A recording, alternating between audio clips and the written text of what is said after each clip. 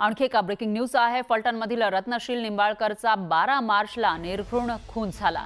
आरोपी दत्तात्रय निंबाळकरना क्रूर पद्धतीने खून केला, तर गावात बदनामी केल्याचा मनामध्ये राग होता आणि तोच राग ठेवून रत्नशीलला संपवल्याचं कळतंय। दत्तात्रयानं रत्नशीलला गाडीनं उडवून कोयत्यानं सपासप वार केले होते, तर आरोपी दत्तात्रय निंबाळकर हा मात्र फरार झाला। आरोपीला अटक कधी होणार असा सवाल आता विचारला जातोय, कारण 12 मार्चला त्यानं हा खून केला होता आणि आज आहे 28 तारीख।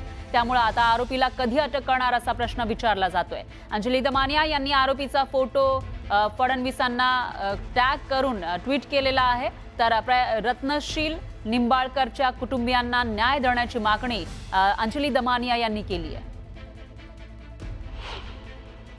दत्तात्रय निंबाळकर हा निंबाळकर म्हणजे तेच जरी आडनाव असलं आणि या माणसाला खरं तर पूर्ण गाव काका म्हणायचं, तर अशा माणसानी गाडीने ठोकून त्याला आधी पाडलं आणि कोयत्याने मारलं आणि त्याचे ते पिक्चर्स इतके भयानक आहेत की बोलवत सुद्धा नव्हतं मला। हे सगळं झालं 12 मार्चला आणि आज तगायत तो आरोपी फरार आहे आणि त्याचाच एक भाऊ जो तिथला फलटणचा भाजपचा सरचिटणीस आहे, तो आपापले फोटोज टाकतोय, सगळा दबाव करतोय।